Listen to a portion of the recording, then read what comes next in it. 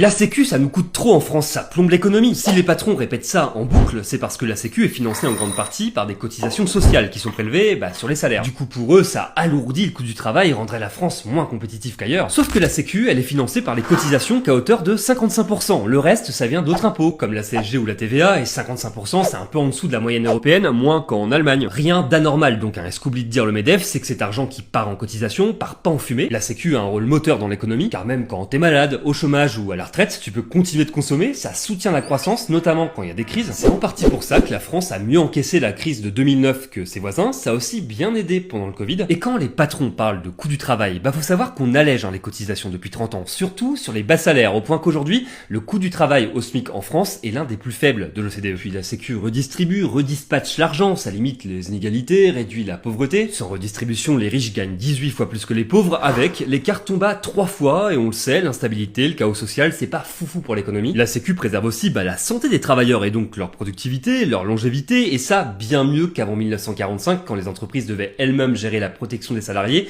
C'était inégal et complètement aléatoire. Donc non, elle devrait pas être considérée comme un poids pour l'économie, mais plutôt comme une chance.